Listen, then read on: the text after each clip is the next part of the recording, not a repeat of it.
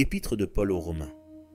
Paul, serviteur de Jésus-Christ, appelé à être apôtre, mis à part pour annoncer l'évangile de Dieu, qui avait été promis auparavant de la part de Dieu par ses prophètes dans les Saintes Écritures, et qui concerne son Fils, né de la postérité de David, selon la chair, et déclaré Fils de Dieu avec puissance, selon l'Esprit de sainteté par sa résurrection d'entre les morts, Jésus-Christ notre Seigneur, par qui nous avons reçu la grâce et l'apostolat, pour amener en son nom à l'obéissance de la foi tous les païens, parmi lesquels vous êtes aussi, vous qui avez été appelés par Jésus-Christ, à tous ceux qui, à Rome, sont bien-aimés de Dieu, appelés à être saints.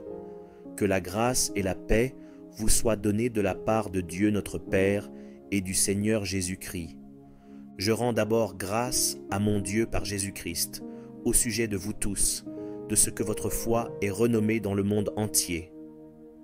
Dieu que je sers en mon esprit dans l'évangile de son Fils m'est témoin que je fais sans cesse mention de vous, demandant continuellement dans mes prières d'avoir enfin, par sa volonté, le bonheur d'aller vers vous.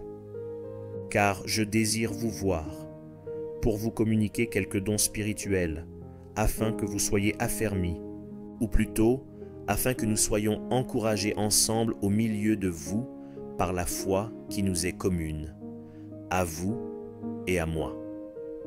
Je ne veux pas vous laisser ignorer, frères, que j'ai souvent formé le projet d'aller vous voir, afin de recueillir quelques fruits parmi vous, comme parmi les autres nations. Mais j'en ai été empêché jusqu'ici. Je me dois aux Grecs et aux barbares, aux savants et aux ignorants. Ainsi, j'ai un vif désir de vous annoncer aussi l'Évangile, à vous qui êtes à Rome. Car je n'ai point honte de l'Évangile. C'est une puissance de Dieu pour le salut de quiconque croit, du juif premièrement, puis du grec, parce qu'en lui est révélée la justice de Dieu par la foi et pour la foi, selon qu'il est écrit. Le juste vivra par la foi. La colère de Dieu se révèle du ciel contre toute impiété et toute injustice des hommes qui retiennent injustement la vérité captive. Car ce qu'on peut connaître de Dieu est manifeste pour eux, Dieu le leur ayant fait connaître. En effet, les perfections invisibles de Dieu, sa puissance éternelle et sa divinité se voient comme à l'œil, depuis la création du monde, quand on les considère dans ses ouvrages. Ils sont donc inexcusables, puisqu'ayant connu Dieu, ils ne l'ont point glorifié comme Dieu et ne lui ont point rendu grâce. Mais ils se sont égarés dans leurs pensées et leur cœur sans intelligence a été plongé dans les ténèbres. Se vantant d'être sages, ils sont devenus fous, et ils ont changé la gloire du Dieu incorruptible en image représentant l'homme corruptible, des oiseaux, des quadrupèdes et des reptiles. C'est pourquoi Dieu les a livrés à l'impureté, selon les convoitises de leur cœur, en sorte qu'ils déshonorent eux-mêmes leur propre corps, eux qui ont changé la vérité de Dieu en mensonge, et qui ont adoré et servi la créature au lieu du Créateur, qui est béni éternellement. Amen. C'est pourquoi Dieu les a livrés à des passions infâmes, car leurs femmes ont changé l'usage naturel en celui qui est contre nature. Et de même les hommes, abandonnant l'usage naturel de la femme, se sont enflammés dans leurs désirs les uns pour les autres, commettant homme avec homme des choses infâmes, et recevant en eux-mêmes le salaire que méritait leur égarement. Comme ils ne se sont pas souciés de connaître Dieu, Dieu les a livrés à leur sens réprouvé, pour commettre des choses indignes, étant remplis de toute espèce d'injustice, de méchanceté, de cupidité, de malice, pleins d'envie, de meurtre, de querelles, de ruse, de malignité, rapporteurs, médisants, impies, arrogants, hautains, fanfarons, ingénieux au mal, rebelles à leurs parents, dépourvus d'intelligence, de loyauté, d'affection naturelle, de miséricorde.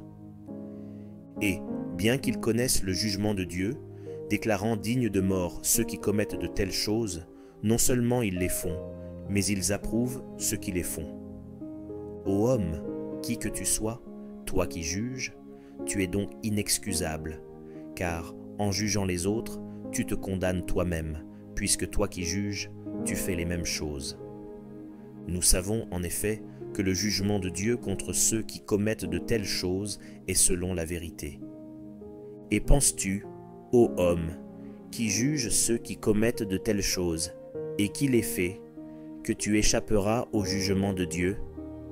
Ou méprises-tu les richesses de sa bonté, de sa patience et de sa longanimité, ne reconnaissant pas que la bonté de Dieu te pousse à la repentance?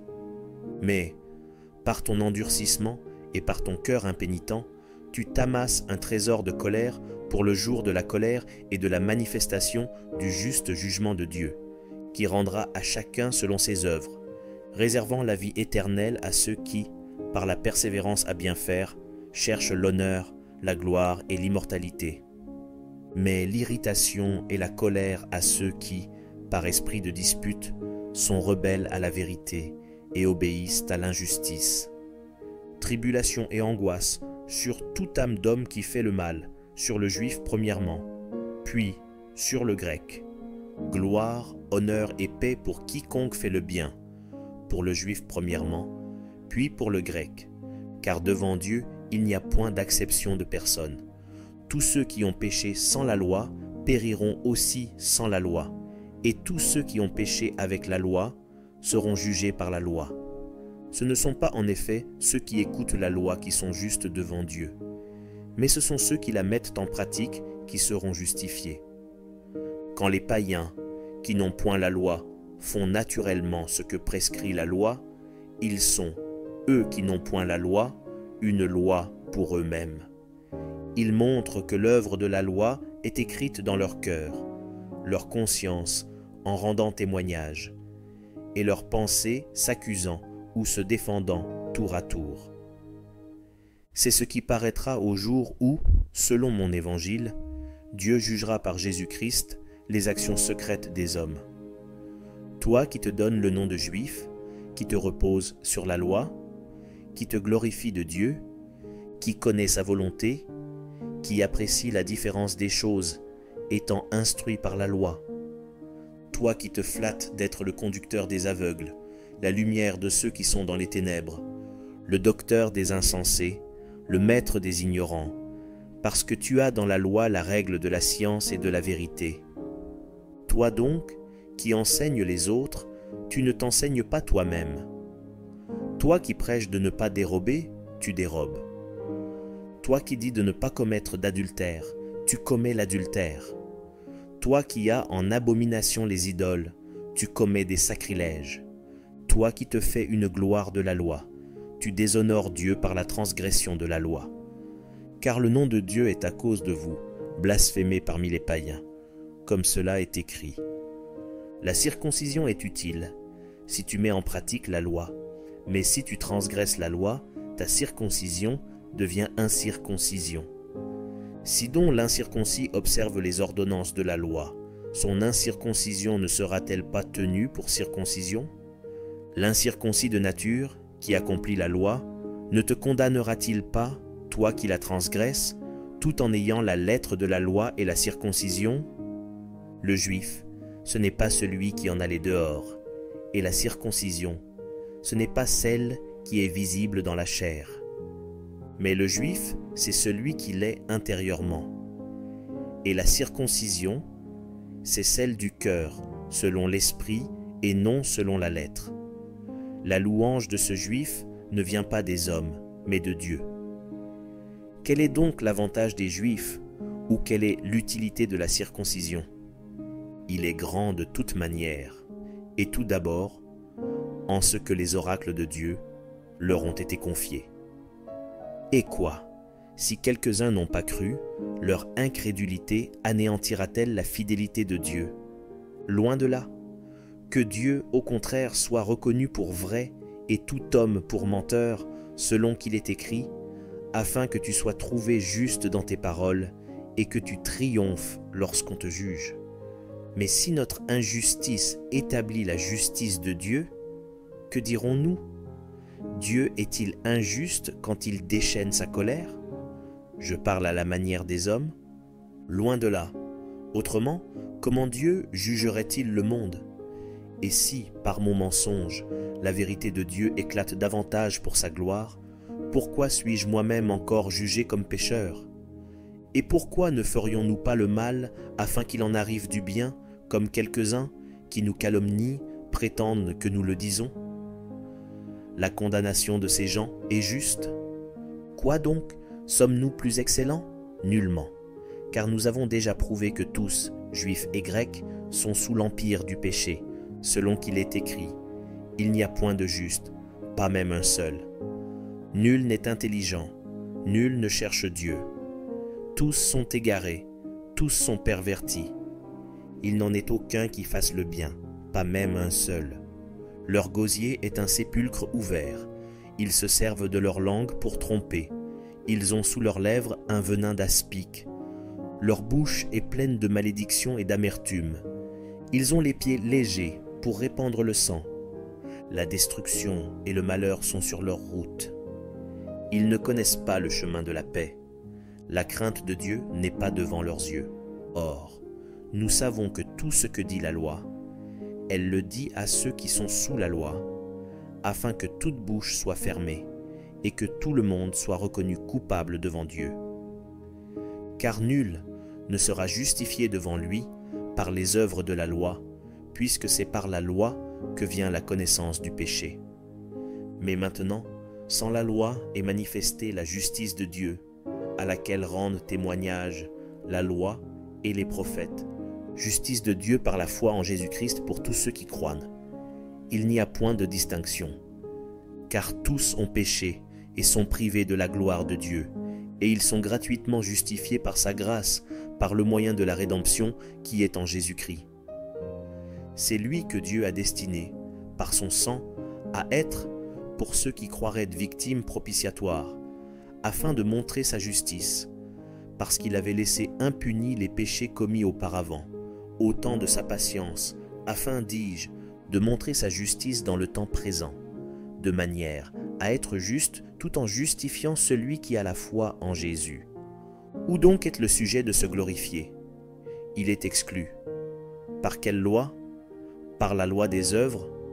Non, mais par la loi de la foi. Car nous pensons que l'homme est justifié par la foi sans les œuvres de la loi. Ou bien, Dieu est-il seulement le Dieu des Juifs? Ne l'est-il pas aussi des païens? Oui, il l'est aussi des païens, puisqu'il y a un seul Dieu, qui justifiera par la foi les circoncis et par la foi les incirconcis. Anéantissons-nous donc la loi par la foi? Loin de là. Au contraire, nous confirmons la loi. Que dirons-nous donc qu'Abraham, notre père, a obtenu selon la chair? Si Abraham a été justifié par les œuvres, il a sujet de se glorifier, mais non devant Dieu. Car, que dit l'Écriture? Abraham crut à Dieu, et cela lui fut imputé à justice. Or, à celui qui fait une œuvre, le salaire est imputé, non comme une grâce, mais comme une chose due. Et à celui qui ne fait point d'œuvre, mais qui croit en celui qui justifie l'impie, sa foi lui est imputée à justice. De même, David exprime le bonheur de l'homme à qui Dieu impute la justice sans les œuvres. Heureux ceux dont les iniquités sont pardonnées et dont les péchés sont couverts. Heureux l'homme à qui le Seigneur n'impute pas son péché.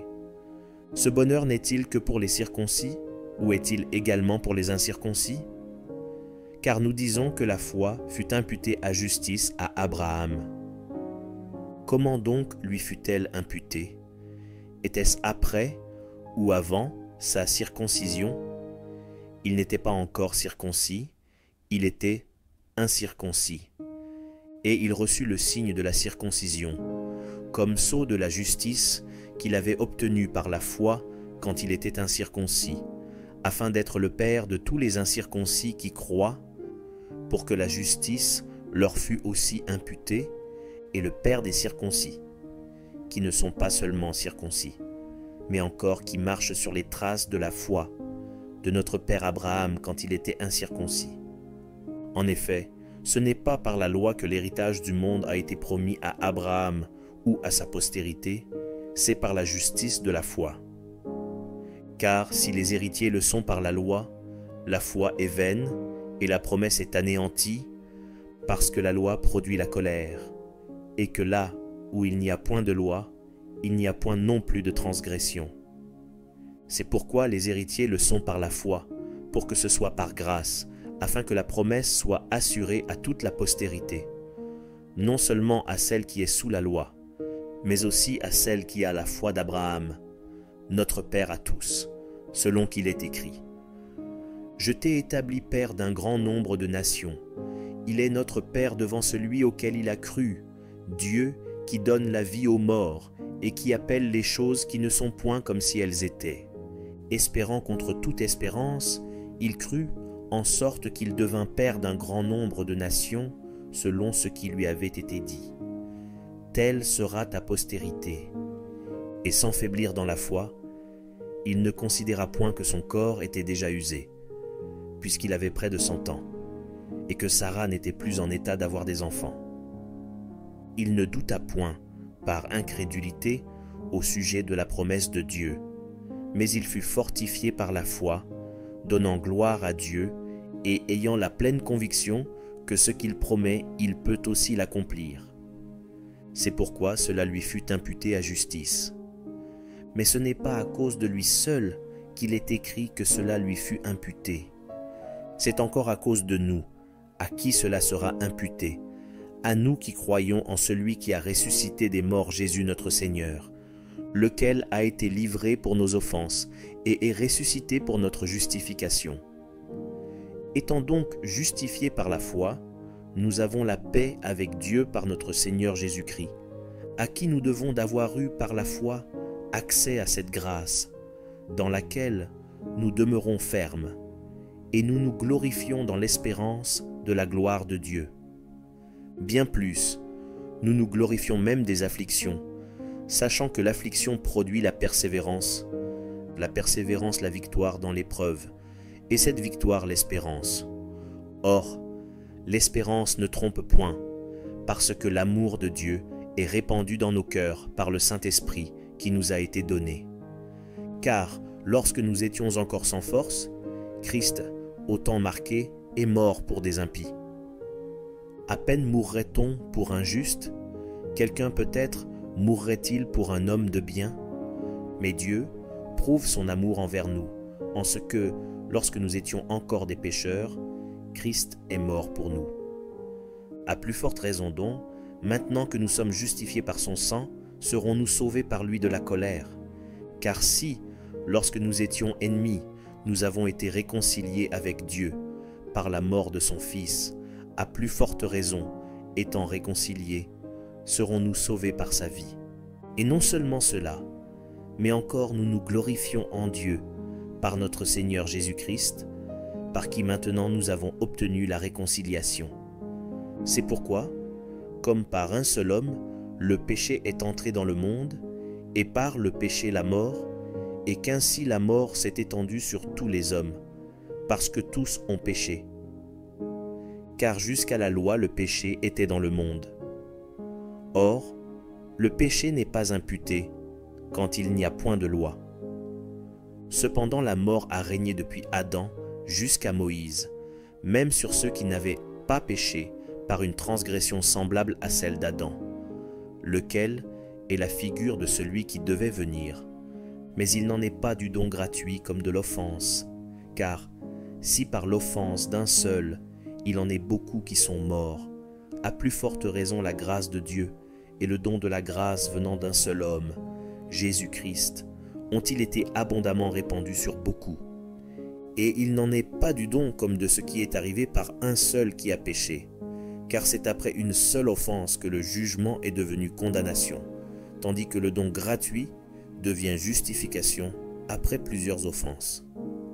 Si par l'offense d'un seul la mort a régné par lui seul, à plus forte raison ceux qui reçoivent l'abondance de la grâce et du don de la justice régneront-ils dans la vie par Jésus-Christ, lui seul.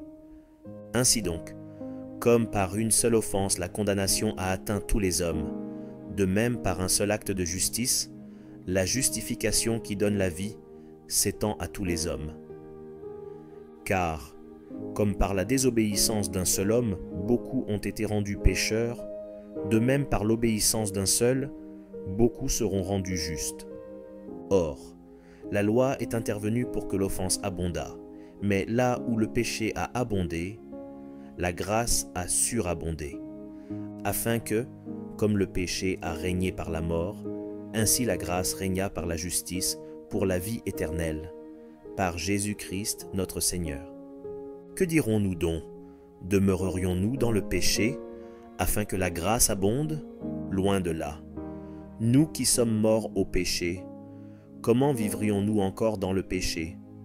Ignorez-vous que nous tous qui avons été baptisés en Jésus-Christ, c'est en sa mort que nous avons été baptisés. Nous avons donc été ensevelis avec lui par le baptême en sa mort, afin que, comme Christ est ressuscité des morts par la gloire du Père, de même nous aussi nous marchions en nouveauté de vie. En effet, si nous sommes devenus une même plante avec lui par la conformité à sa mort, nous le serons aussi par la conformité à sa résurrection, sachant que notre vieil homme a été crucifié avec lui, afin que le corps du péché fût détruit, pour que nous ne soyons plus esclaves du péché, car celui qui est mort est libre du péché. Or, si nous sommes morts avec Christ, nous croyons que nous vivrons aussi avec lui. Sachant que Christ ressuscité des morts ne meurt plus, la mort n'a plus de pouvoir sur lui. Car il est mort, et c'est pour le péché qu'il est mort une fois pour toutes. Il est revenu à la vie, et c'est pour Dieu qu'il vit. Ainsi vous-même, regardez-vous comme morts au péché, et comme vivants pour Dieu en Jésus-Christ. Que le péché ne règne donc point dans votre corps mortel, et n'obéissez pas à ses convoitises. Ne livrez pas vos membres au péché comme des instruments d'iniquité, mais donnez-vous vous-même à Dieu comme étant vivants de mort que vous étiez, et offrez à Dieu vos membres comme des instruments de justice, car le péché n'aura point de pouvoir sur vous, puisque vous êtes non sous la loi, mais sous la grâce. Quoi donc? Pécherions-nous parce que nous sommes non sous la loi, mais sous la grâce? Loin de là. Ne savez-vous pas qu'en vous livrant à quelqu'un comme esclave pour lui obéir, vous êtes esclave de celui à qui vous obéissez, soit du péché qui conduit à la mort, soit de l'obéissance qui conduit à la justice? Mais grâce soit rendue à Dieu de ce que, après avoir été esclave du péché, vous avez obéi de cœur à la règle de doctrine dans laquelle vous avez été instruits. Ayant été affranchis du péché, vous êtes devenus esclaves de la justice. Je parle à la manière des hommes, à cause de la faiblesse de votre chair. De même donc que vous avez livré vos membres comme esclaves à l'impureté et à l'iniquité, pour arriver à l'iniquité, ainsi maintenant, livrez vos membres comme esclaves à la justice, pour arriver à la sainteté. Car lorsque vous étiez esclaves du péché, vous étiez libres à l'égard de la justice. Quels fruits portiez-vous alors? Des fruits dont vous rougissez aujourd'hui, car la fin de ces choses, c'est la mort. Mais maintenant, étant affranchis du péché et devenus esclaves de Dieu, vous avez pour fruit la sainteté et pour fin la vie éternelle. Car le salaire du péché, c'est la mort, mais le don gratuit de Dieu, c'est la vie éternelle en Jésus-Christ, notre Seigneur. Ignorez-vous, frères, car je parle à des gens qui connaissent la loi, que la loi exerce son pouvoir sur l'homme aussi longtemps qu'il vit? Ainsi, une femme mariée est liée par la loi à son mari tant qu'il est vivant. Mais si le mari meurt, elle est dégagée de la loi qui la liait à son mari. Si donc, du vivant de son mari, elle devient la femme d'un autre homme, elle sera appelée adultère. Mais si le mari meurt, elle est affranchie de la loi, de sorte qu'elle n'est point adultère en devenant la femme d'un autre. De même, mes frères, vous aussi vous avez été, par le corps de Christ, mis à mort en ce qui concerne la loi, pour que vous apparteniez à un autre, à celui qui est ressuscité des morts, afin que nous portions des fruits pour Dieu. Car, lorsque nous étions dans la chair, les passions des péchés provoqués par la loi agissaient dans nos membres, de sorte que nous portions des fruits pour la mort. Mais maintenant, nous avons été dégagés de la loi, étant morts à cette loi sous laquelle nous étions retenus, de sorte que nous servons dans un esprit nouveau, et non selon la lettre qui a vieilli. Que dirons-nous donc? La loi est-elle péché? Loin de là. Mais je n'ai connu le péché que par la loi, car je n'aurais pas connu la convoitise si la loi n'eût dit « Tu ne convoiteras point ». Et le péché, saisissant l'occasion, produisit en moi par le commandement toutes sortes de convoitises, car sans loi le péché est mort. Pour moi, étant autrefois sans loi, je vivais. Mais quand le commandement vint, le péché reprit vie, et moi je mourus. Ainsi, le commandement qui conduit à la vie se trouva pour moi conduire à la mort, car le péché saisissant l'occasion me séduisit par le commandement, et par lui me fit mourir. La loi donc est sainte, et le commandement est saint, juste et bon. Ce qui est bon a-t-il donc été pour moi une cause de mort? Loin de là. Mais c'est le péché, afin qu'il se manifestât comme péché en me donnant la mort par ce qui est bon, et que, par le commandement, il devint condamnable au plus haut point. Nous savons, en effet, que la loi était spirituelle, mais moi je suis charnel, vendu au péché. Car je ne sais pas ce que je fais, je ne fais point ce que je veux, et je fais ce que je hais. Or, si je fais ce que je ne veux pas, je reconnais par là que la loi est bonne. Et maintenant ce n'est plus moi qui le fais, mais c'est le péché qui habite en moi. Ce qui est bon, je le sais, n'habite pas en moi, c'est-à-dire dans ma chair. J'ai la volonté, mais non le pouvoir de faire le bien. Car je ne fais pas le bien que je veux, et je fais le mal que je ne veux pas. Et si je fais ce que je ne veux pas, ce n'est plus moi qui le fais, c'est le péché qui habite en moi. Je trouve donc en moi cette loi. Quand je veux faire le bien, le mal est attaché à moi, car je prends plaisir à la loi de Dieu selon l'homme intérieur. Mais je vois dans mes membres une autre loi, qui lutte contre la loi de mon entendement, et qui me rend captif de la loi du péché, qui est dans mes membres. Misérable que je suis, qui me délivrera du corps de cette mort? Grâce soit rendue à Dieu par Jésus-Christ notre Seigneur. Ainsi donc, moi-même, je suis par l'entendement esclave de la loi de Dieu, et je suis par la chair esclave de la loi du péché. Il n'y a donc maintenant aucune condamnation pour ceux qui sont en Jésus-Christ. En effet, la loi de l'esprit de vie en Jésus-Christ m'a affranchi de la loi du péché et de la mort, car chose impossible à la loi, parce que la chair la rendait sans force. Dieu a condamné le péché dans la chair, en envoyant, à cause du péché, son propre Fils dans une chair semblable à celle du péché. Et cela afin que la justice de la loi fût accomplie en nous, qui marchons, non selon la chair, mais selon l'esprit.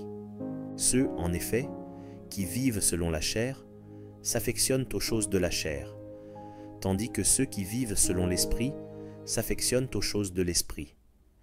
Et l'affection de la chair, c'est la mort, tandis que l'affection de l'esprit, c'est la vie et la paix. Car l'affection de la chair est inimitié contre Dieu, parce qu'elle ne se soumet pas à la loi de Dieu, et qu'elle ne le peut même pas. Or, ceux qui vivent selon la chair ne sauraient plaire à Dieu. Pour vous, vous ne vivez pas selon la chair, mais selon l'esprit, si du moins l'esprit de Dieu habite en vous. Si quelqu'un n'a pas l'esprit de Christ, il ne lui appartient pas. Et si Christ est en vous, le corps, il est vrai, est mort à cause du péché, mais l'esprit est vie à cause de la justice. Et si l'esprit de celui qui a ressuscité Jésus d'entre les morts habite en vous, celui qui a ressuscité Christ d'entre les morts rendra aussi la vie à vos corps mortels par son esprit qui habite en vous. Ainsi donc, frères, nous ne sommes point redevables à la chair, pour vivre selon la chair. Si vous vivez selon la chair, vous mourrez. Mais si par l'esprit vous faites mourir les actions du corps, vous vivrez. Car tous ceux qui sont conduits par l'Esprit de Dieu sont fils de Dieu. Et vous n'avez point reçu un esprit de servitude pour être encore dans la crainte, mais vous avez reçu un esprit d'adoption par lequel nous crions « Abba, Père ». L'Esprit lui-même rend témoignage à notre esprit que nous sommes enfants de Dieu. Or, si nous sommes enfants, nous sommes aussi héritiers, héritiers de Dieu et co-héritiers de Christ, si toutefois nous souffrons avec lui, afin d'être glorifiés avec lui. J'estime que les souffrances du temps présent ne sauraient être comparées à la gloire à venir, qui sera révélée pour nous. Aussi la création attend-elle avec un ardent désir la révélation des fils de Dieu. Car la création a été soumise à la vanité, non de son gré, mais à cause de celui qui l'y a soumise, avec l'espérance qu'elle aussi sera affranchie de la servitude de la corruption, pour avoir part à la liberté de la gloire des enfants de Dieu. Or nous savons que, jusqu'à ce jour, la création tout entière soupire et souffre les douleurs de l'enfantement. Et ce n'est pas elle seulement, mais nous aussi, qui avons les prémices de l'Esprit. Nous aussi nous soupirons en nous-mêmes, en attendant l'adoption, la rédemption de notre corps. Car c'est en espérance que nous sommes sauvés. Or, l'espérance qu'on voit n'est plus espérance. Ce qu'on voit, peut-on l'espérer encore? Mais si nous espérons ce que nous ne voyons pas, nous l'attendons avec persévérance. De même aussi l'Esprit nous aide dans notre faiblesse, car nous ne savons pas ce qu'il nous convient de demander dans nos prières. Mais l'Esprit lui-même intercède par des soupirs inexprimables. Et celui qui sonde les cœurs connaît quelle est la pensée de l'Esprit, parce que c'est selon Dieu qu'il intercède en faveur des saints. Nous savons, du reste, que toute chose concourt au bien de ceux qui aiment Dieu, de ceux qui sont appelés selon son dessein. Car ceux qu'il a connus d'avance, il les a aussi prédestinés à être semblables à l'image de son Fils, afin que son Fils fût le premier-né entre plusieurs frères. Et ceux qu'il a prédestinés, il les a aussi appelés. Et ceux qu'il a appelés, il les a aussi justifiés. Et ceux qu'il a justifiés, il les a aussi glorifiés. Que dirons-nous donc à l'égard de ces choses? Si Dieu est pour nous, qui sera contre nous? Lui, qui n'a point épargné son propre Fils, mais qui l'a livré pour nous tous, comment ne nous donnera-t-il pas aussi toutes choses avec lui? Qui accusera les élus de Dieu? C'est Dieu qui justifie. Qui les condamnera? Christ est mort. Bien plus, il est ressuscité, il est à la droite de Dieu, et il intercède pour nous. Qui nous séparera de l'amour de Christ? Sera-ce la tribulation, ou l'angoisse, ou la persécution, ou la faim, ou la nudité, ou le péril, ou l'épée? Selon qu'il est écrit, c'est à cause de toi qu'on nous met à mort tout le jour, qu'on nous regarde comme des brebis destinées à la boucherie. Mais dans toutes ces choses, nous sommes plus que vainqueurs par celui qui nous a aimés. Car j'ai l'assurance que ni la mort, ni la vie, ni les anges, ni les dominations, ni les choses présentes, ni les choses à venir, ni les puissances, ni la hauteur, ni la profondeur, ni aucune autre créature ne pourra nous séparer de l'amour de Dieu manifesté en Jésus-Christ, notre Seigneur. Je dis la vérité en Christ, je ne mens point. Ma conscience m'en rend témoignage par le Saint-Esprit. J'éprouve une grande tristesse, et j'ai dans le cœur un chagrin continuel, car je voudrais moi-même être anathème et séparé de Christ pour mes frères, mes parents selon la chair, qui sont israélites, à qui appartiennent l'adoption, et la gloire, et les alliances, et la loi, et le culte, et les promesses, et les patriarches, et de qui est issu, selon la chair, le Christ, qui est au-dessus de toutes choses, Dieu béni éternellement. Amen.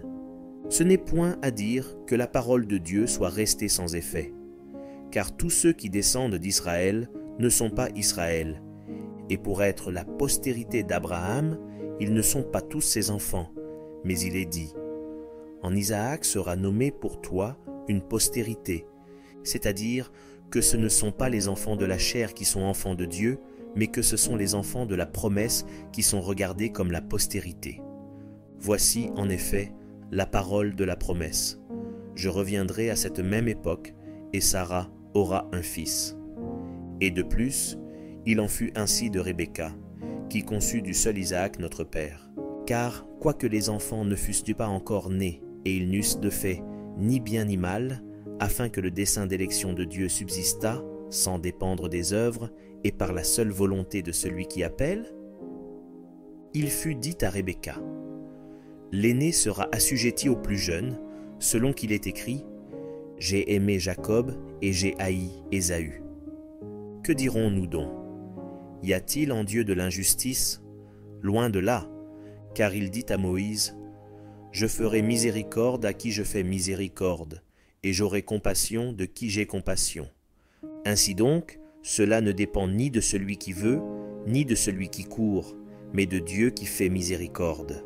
Car l'Écriture dit à Pharaon, « Je t'ai suscité à dessein pour montrer en toi ma puissance, et afin que mon nom soit publié par toute la terre. » Ainsi, il fait miséricorde à qui il veut, et il endurcit qui il veut. Tu me diras, pourquoi blâme-t-il encore? Car qui est-ce qui résiste à sa volonté? Ô homme, toi plutôt, qui es-tu pour contester avec Dieu? Le vase d'argile dira-t-il à celui qui l'a formé, « Pourquoi m'as-tu fait ainsi ?» Le potier n'est-il pas maître de l'argile pour faire avec la même masse un vase d'honneur et un vase d'un usage vil? Et que dire, si Dieu, voulant montrer sa colère et faire connaître sa puissance, a supporté avec une grande patience des vases de colère formés pour la perdition, et s'il a voulu faire connaître la richesse de sa gloire envers des vases de miséricorde qu'il a d'avance préparés pour la gloire. Ainsi nous a-t-il appelés, non seulement d'entre les Juifs, mais encore d'entre les païens, selon qu'il le dit dans Osée. J'appellerai mon peuple celui qui n'était pas mon peuple, et bien-aimé celle qui n'était pas la bien-aimée. Et là où on leur disait, vous n'êtes pas mon peuple, ils seront appelés fils du Dieu vivant. Ésaïe, de son côté, s'écrie au sujet d'Israël. Quand le nombre des fils d'Israël serait comme le sable de la mer, un reste seulement sera sauvé, car le Seigneur exécutera pleinement et promptement sur la terre ce qu'il a résolu. Et, comme Ésaïe l'avait dit auparavant, si le Seigneur des armées ne nous eût laissé une postérité, nous serions devenus comme Sodome, nous aurions été semblables à Gomorrhe. Que dirons-nous donc? Les païens, qui ne cherchaient pas la justice, ont obtenu la justice qui vient de la foi, tandis qu'Israël, qui cherchait une loi de justice, n'est pas parvenu à cette loi. Pourquoi? Parce qu'Israël l'a cherché, non par la foi, mais comme provenant des œuvres. Ils se sont heurtés contre la pierre d'achoppement, selon qu'il est écrit, « Voici, je mets en Sion une pierre d'achoppement, et un rocher de scandale, et celui qui croit en lui ne sera point confus. » Frères, le vœu de mon cœur et ma prière à Dieu pour eux, c'est qu'ils soient sauvés. Je leur rends le témoignage qu'ils ont du zèle pour Dieu, mais sans intelligence, ne connaissant pas la justice de Dieu et cherchant à établir leur propre justice, ils ne se sont pas soumis à la justice de Dieu. Car Christ est la fin de la loi pour la justification de tous ceux qui croient. En effet, Moïse définit ainsi la justice qui vient de la loi. L'homme qui mettra ces choses en pratique vivra par elles. Mais voici comment parle la justice qui vient de la foi. Ne dis pas en ton cœur, qui montera au ciel? C'est en faire descendre Christ. Ou, qui descendra dans l'abîme? C'est faire remonter Christ d'entre les morts. Que dit-elle donc? La parole est près de toi, dans ta bouche et dans ton cœur. Or, c'est la parole de la foi que nous prêchons. Si tu confesses de ta bouche le Seigneur Jésus, et si tu crois dans ton cœur que Dieu l'a ressuscité des morts, tu seras sauvé. Car c'est en croyant du cœur qu'on parvient à la justice, et c'est en confessant de la bouche qu'on parvient au salut, selon ce que dit l'Écriture. Quiconque croit en lui ne sera point confus. Il n'y a aucune différence, en effet, entre le juif et le grec, puisqu'ils ont tous un même Seigneur, qui est riche pour tous ceux qui l'invoquent. Car quiconque invoquera le nom du Seigneur sera sauvé. Comment donc invoqueront-ils celui en qui ils n'ont pas cru? Et comment croiront-ils en celui dont ils n'ont pas entendu parler? Et comment en entendront-ils parler s'il n'y a personne qui prêche? Et comment y aura-t-il des prédicateurs s'ils ne sont pas envoyés? Selon qu'il est écrit, qu'ils sont beaux les pieds de ceux qui annoncent la paix, de ceux qui annoncent de bonnes nouvelles. Mais tous n'ont pas obéi à la bonne nouvelle. Aussi Ésaïe dit-il, « Seigneur, qui a cru à notre prédication? Ainsi la foi vient de ce qu'on entend, et ce qu'on entend vient de la parole de Christ. Mais je dis, n'ont-ils pas entendu? Au contraire, leur voix est allée par toute la terre, et leur parole jusqu'aux extrémités du monde. Mais je dis, Israël ne l'a-t-il pas su? Moïse le premier dit, « J'exciterai votre jalousie par ce qui n'est point une nation, je provoquerai votre colère par une nation sans intelligence. » Et Ésaïe pousse la hardiesse jusqu'à dire, « J'ai été trouvé par ceux qui ne me cherchaient pas.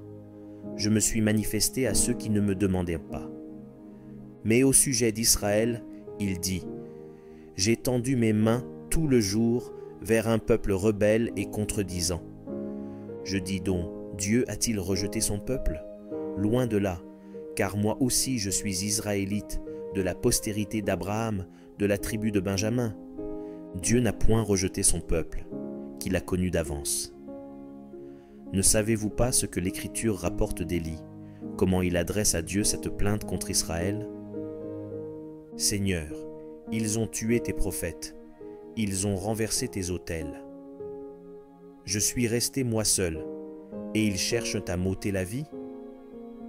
Mais quelle réponse Dieu lui fait-il? Je me suis réservé 7000 hommes qui n'ont point fléchi le genou devant Baal. De même aussi dans le temps présent, il y a un reste, selon l'élection de la grâce. Or, si c'est par grâce, ce n'est plus par les œuvres. Autrement, la grâce n'est plus une grâce. Et si c'est par les œuvres, ce n'est plus une grâce. Autrement, l'œuvre n'est plus une œuvre. Quoi donc? Ce qu'Israël cherche, il ne l'a pas obtenu, mais l'élection l'a obtenu, tandis que les autres ont été endurcis, selon qu'il est écrit. Dieu leur a donné un esprit d'assoupissement, des yeux pour ne point voir, et des oreilles pour ne point entendre jusqu'à ce jour. Et David dit, que leur table soit pour eux un piège, un filet, une occasion de chute et une rétribution, que leurs yeux soient obscurcis pour ne point voir, et tiens leur dos continuellement courbé. Je dis donc, est-ce pour tomber qu'ils ont bronché? Loin de là, mais par leur chute, le salut est devenu accessible aux païens, afin qu'ils fussent excités à la jalousie. Or, si leur chute a été la richesse du monde, et leur amoindrissement la richesse des païens, combien plus en sera-t-il ainsi, quand ils se convertiront tous? Je vous le dis à vous, païens, en tant que je suis apôtre des païens, je glorifie mon ministère, afin, s'il est possible, d'exciter la jalousie de ceux de ma race, et d'en sauver quelques-uns. Car si leur rejet a été la réconciliation du monde, que sera leur réintégration, sinon une vie d'entre les morts? Or, si les prémices sont saintes, la masse l'est aussi, et si la racine est sainte, les branches le sont aussi. Mais si quelques-unes des branches ont été retranchées, et si toi, qui étais un olivier sauvage, tu as été hanté à leur place et rendu participant de la racine et de la graisse de l'olivier, ne te glorifie pas aux dépens de ces branches. Si tu te glorifies, sache que ce n'est pas toi qui portes la racine, mais que c'est la racine qui te porte. Tu diras donc, les branches ont été retranchées, afin que moi je fusse hanté. Cela est vrai, elles ont été retranchées pour cause d'incrédulité, et toi, tu subsistes par la foi.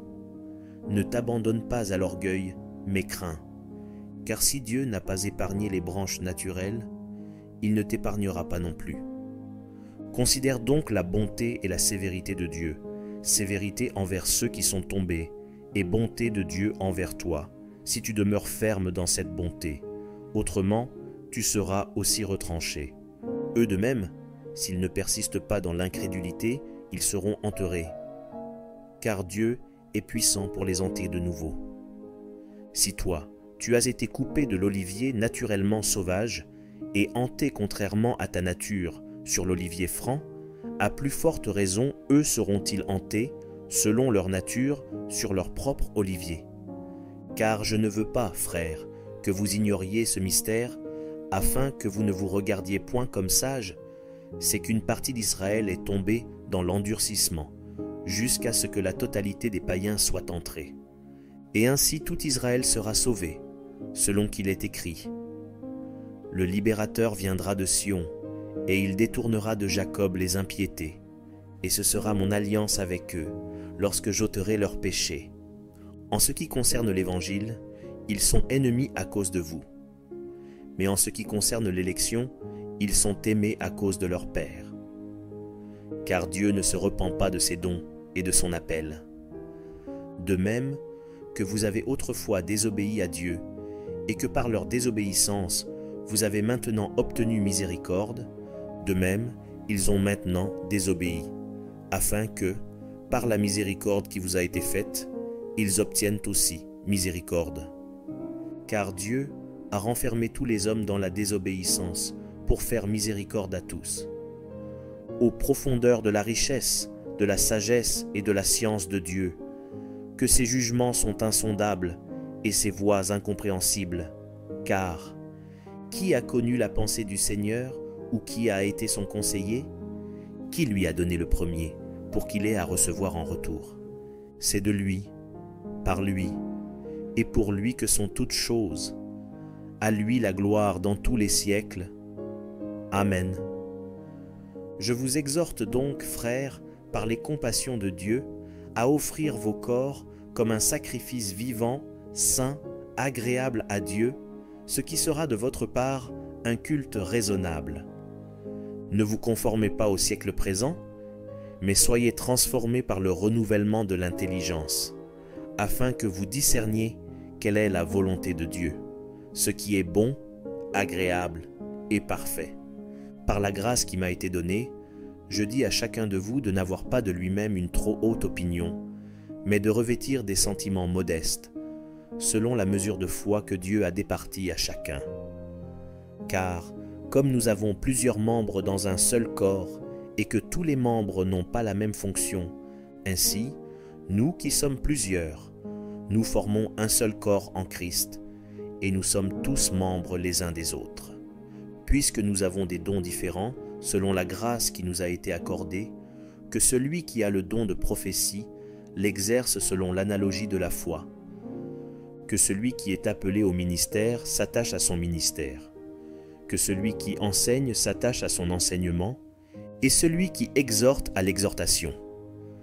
Que celui qui donne le fasse avec libéralité, que celui qui préside le fasse avec zèle, que celui qui pratique la miséricorde le fasse avec joie. Que la charité soit sans hypocrisie. Ayez le mal en horreur. Attachez-vous fortement au bien. Par amour fraternel, soyez pleins d'affection les uns pour les autres. Par honneur, usez de prévenance réciproque. Ayez du zèle et non de la paresse. Soyez fervents d'esprit. Servez le Seigneur. Réjouissez-vous en espérance. Soyez patients dans l'affliction. Persévérez dans la prière. Pourvoyez aux besoins des saints. Exercez l'hospitalité. Bénissez ceux qui vous persécutent. Bénissez et ne maudissez pas. Réjouissez-vous avec ceux qui se réjouissent. Pleurez avec ceux qui pleurent. Ayez les mêmes sentiments les uns envers les autres. N'aspirez pas à ce qui est élevé, mais laissez-vous attirer par ce qui est humble. Ne soyez point sages à vos propres yeux. Ne rendez à personne le mal pour le mal. Recherchez ce qui est bien devant tous les hommes, s'il est possible, autant que cela dépend de vous. Soyez en paix avec tous les hommes. Ne vous vengez point vous-même, bien-aimés, mais laissez agir la colère, car il est écrit « À moi la vengeance, à moi la rétribution, dit le Seigneur. Mais si ton ennemi a faim, donne-lui à manger. S'il a soif, donne-lui à boire. Car en agissant ainsi, ce sont des charbons ardents que tu amasseras sur sa tête. Ne te laisse pas vaincre par le mal, mais surmonte le mal par le bien. Que toute personne soit soumise aux autorités supérieures, car il n'y a point d'autorité qui ne vienne de Dieu, et les autorités qui existent ont été instituées de Dieu. C'est pourquoi celui qui s'oppose à l'autorité résiste à l'ordre que Dieu a établi, et ceux qui résistent attireront une condamnation sur eux-mêmes. Ce n'est pas pour une bonne action, c'est pour une mauvaise, que les magistrats sont à redouter. Veux-tu ne pas craindre l'autorité? Fais le bien, et tu auras son approbation. Le magistrat est serviteur de Dieu pour ton bien. Mais si tu fais le mal, crains, car ce n'est pas en vain qu'il porte l'épée, étant serviteur de Dieu, pour exercer la vengeance et punir celui qui fait le mal. Il est donc nécessaire d'être soumis, non seulement par crainte de la punition, mais encore par motif de conscience. C'est aussi pour cela que vous payez les impôts, car les magistrats sont des ministres de Dieu entièrement appliqués à cette fonction. Rendez à tous ce qui leur est dû, l'impôt à qui vous devez l'impôt, le tribut à qui vous devez le tribut, la crainte à qui vous devez la crainte, l'honneur à qui vous devez l'honneur.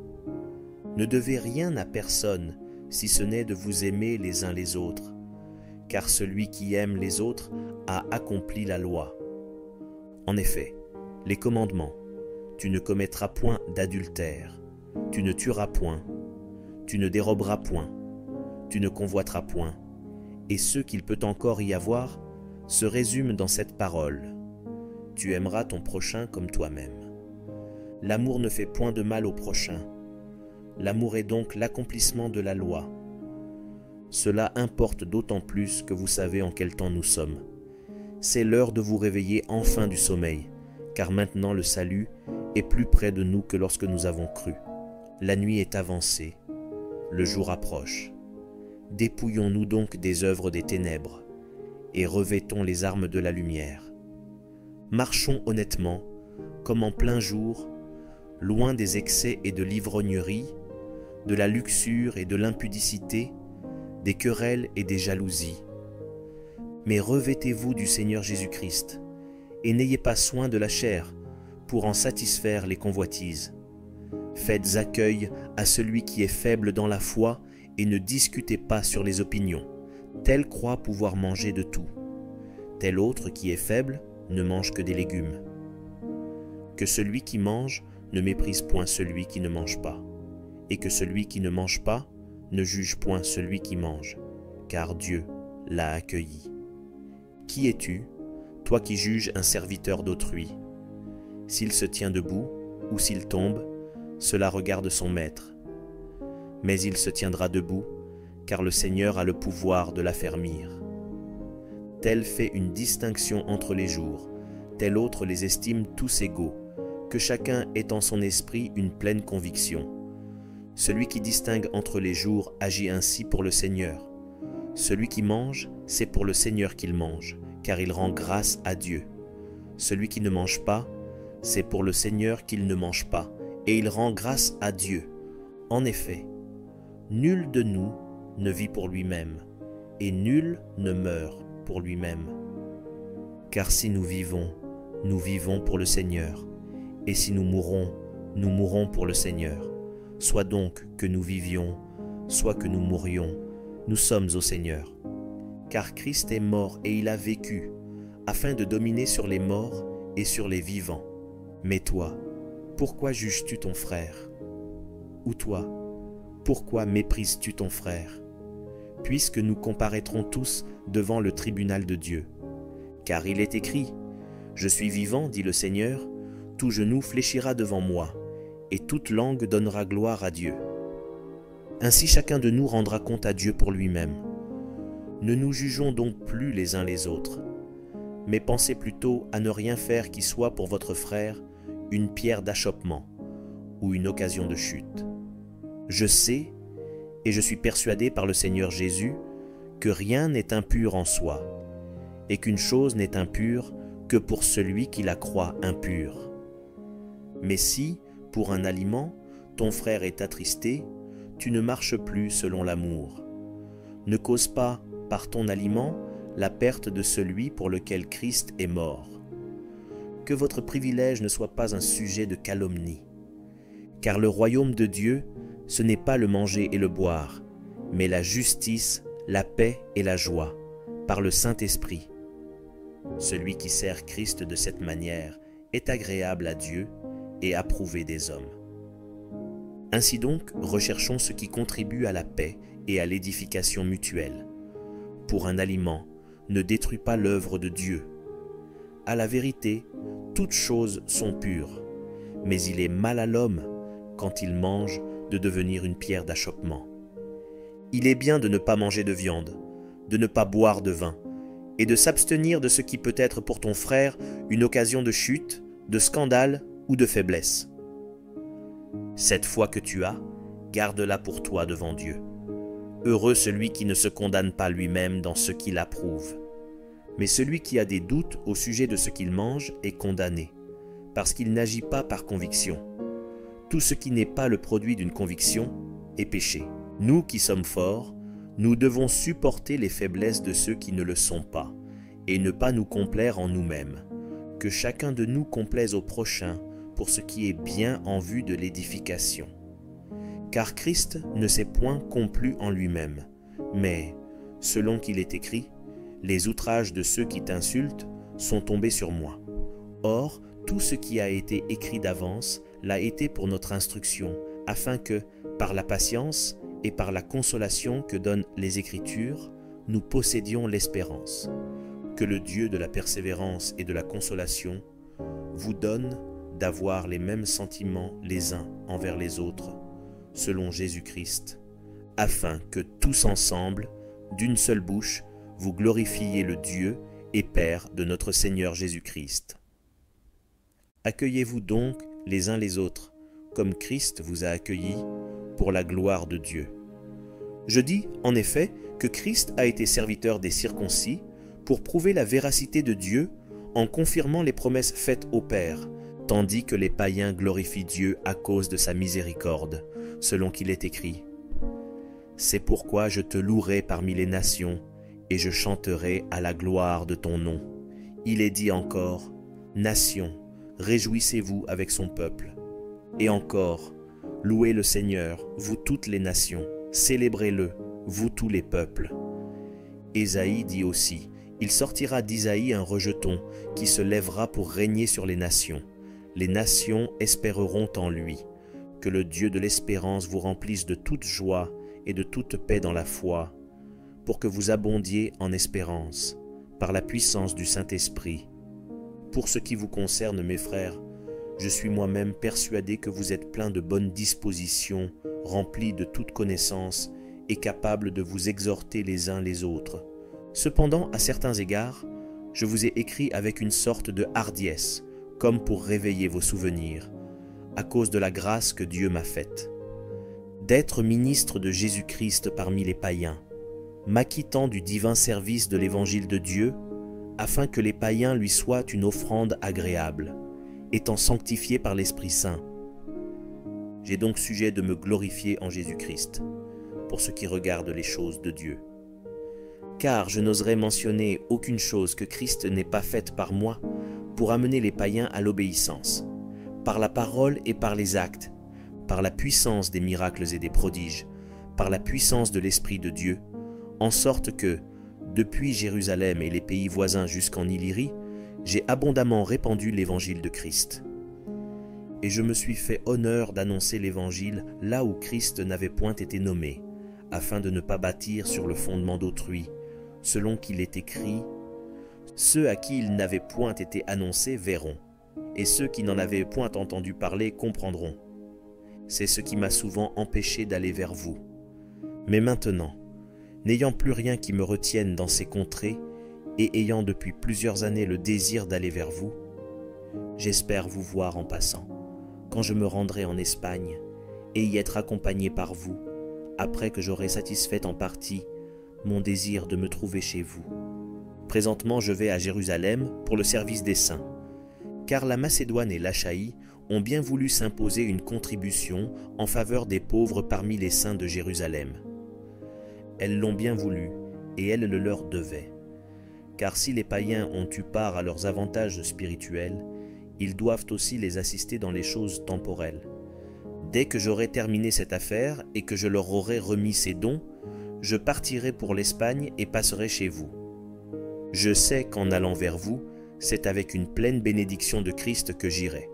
Je vous exhorte, frères, par notre Seigneur Jésus-Christ et par l'amour de l'Esprit, à combattre avec moi, en adressant à Dieu des prières en ma faveur, afin que je sois délivré des incrédules de la Judée et que les dons que je porte à Jérusalem soient agréés des saints, en sorte que j'arrive chez vous avec joie, si c'est la volonté de Dieu, et que je jouisse au milieu de vous de quelque repos.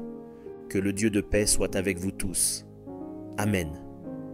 Je vous recommande Phébé, notre sœur, qui est diaconesse de l'église de Sancheré, afin que vous la receviez en notre Seigneur d'une manière digne des saints, et que vous l'assistiez dans les choses où elle aurait besoin de vous, car elle en a donné aide à plusieurs et à moi-même. Saluez Prisca et Aquilas, mes compagnons d'œuvre en Jésus-Christ, qui ont exposé leur tête pour sauver ma vie. Ce n'est pas moi seul qui leur rend grâce, ce sont encore toutes les églises des païens.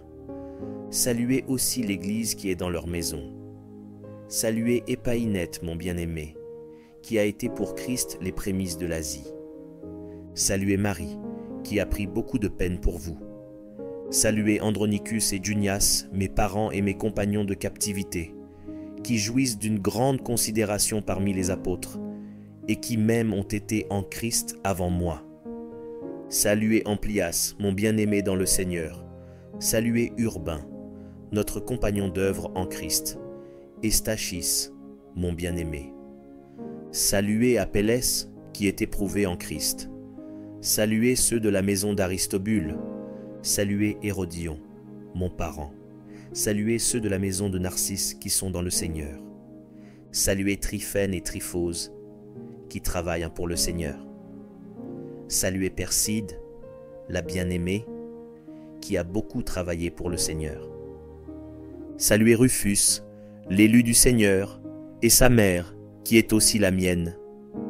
Saluez Asyncrite, Phlégon, Hermès, Patrobas, Hermas, et les frères qui sont avec eux.